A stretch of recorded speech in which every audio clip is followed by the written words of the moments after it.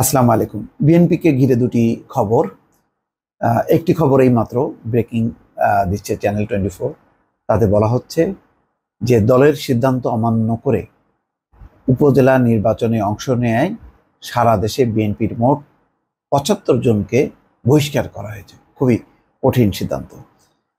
আরেকটি খবর প্রথম আলোতে প্রকাশ হয়েছে, বিশ্বাসঘাতকতার অভিযোগ তুলে সরাইলে দুই প্রার্থীকে রুহুল কবির রিজভীর চিঠি।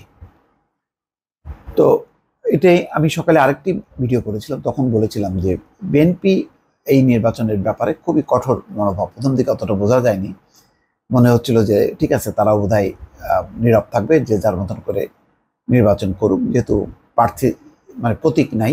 আওয়ামী লীগও যেহেতু প্রতীক তুলে দিয়েছে, সুতরাং বিএনপির জন্য একটা সুযোগ হিসেবে তারা হয়তো অংশ নেবে, এটা ধারণা করা হচ্ছিল। কিন্তু বিএনপি একেবারে খুব কঠিন মনোভাব নিয়ে, অর্থাৎ বিএনপি যত সরে আসবে তত সরকার এই একতরফা নির্বাচন করতে যে আরও পাকে জড়াবে, অর্থাৎ একটা মানে গোজামিল একটা পরিস্থিতি তৈরি হবে, এবং হচ্ছেও তাই। বিভিন্ন জায়গায় নিজেদের মধ্যে দাঙ্গা হাঙ্গামা অথবা ক্ষমতার প্রভাব খাটিয়ে তারা যেখানে বলছে যে নির্বাচন অংশগ্রহণমূলক হবে, একাধিক প্রার্থী থাকবে, কিন্তু দেখা যাচ্ছে সেই একক প্রার্থী।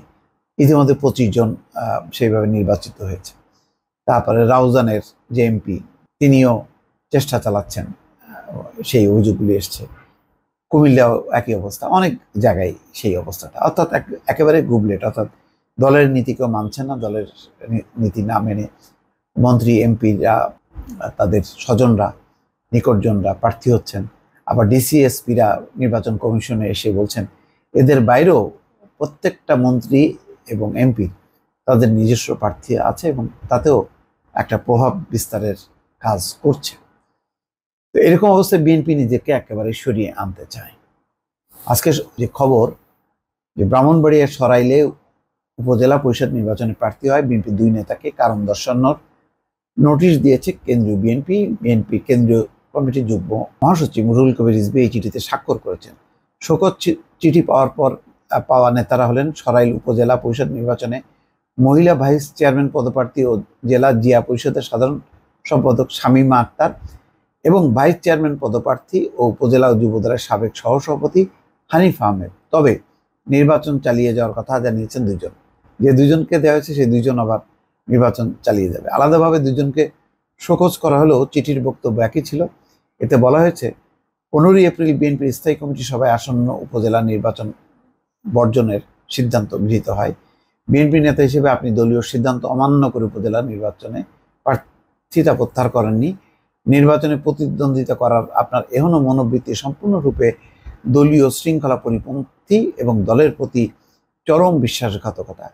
দলীয় সিদ্ধান্ত উপেক্ষা করে জালিয়াতির নির্বাচনে অংশগ্রহণ করা এই নেতাদের বিরুদ্ধে কেন গঠনতন্ত্র অনুযায়ী সাংগঠনিক ব্যবস্থা গ্রহণ করা হবে না তা জানতে চেয়ে 48 ঘন্টার মধ্যে বিএনপির কেন্দ্রীয় কার্যালয়ে কারণ দর্শানোর চিঠি দিতে বলা হয়েছে 2 জনকে।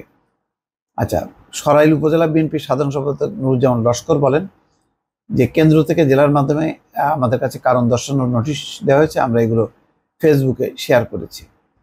আর শামীমা আক্তার যিনি দাঁড়িয়েছেন, তিনি বলছেন যে আমি রাতে ফেসবুকে কারণ দর্শানোর নোটিশ দিয়েছি, আমি এর কি জবাব দেব? এর আগে 2টি নির্বাচন করে স্বল্প ভোটের ব্যবধানে পরাজিত হয়েছি। এবার ভোটাররা আমার পাশে আছে, আমাকে কথা দিয়েছে তারা আমাকে ভোট দেবেন, আমি নির্বাচন চালিয়ে যাব, এবার আমি বিজয়ী হব। এর আগে 5ম উপজেলা পরিষদ নির্বাচনে অংশ নেওয়া শামীমা আক্তারকে দল থেকে বহিষ্কার করা হয়েছিল, কিন্তু সেবারও তিনি নির্বাচন থেকে সরে দাঁড়াননি। পরে তিনি দলীয় পদ ফিরে পান। এইবার হয়তো তারা মনে করছে, কিন্তু দল এবার খুব কঠিন অবস্থা। এই যে এখন 48 ঘন্টা আর সময় দেয়নি, 75 জনকে বহিষ্কার করেছে। তারা দলের কেউ আছে সাবেক বর্তমান সব মিলিয়ে, অর্থাৎ বিএনপি খুবই হার্ড লাইনে চলে গেল এই নির্বাচনের ব্যাপারে, এটা পরিষ্কার। ভালো থাকবেন, আল্লাহ হাফেজ।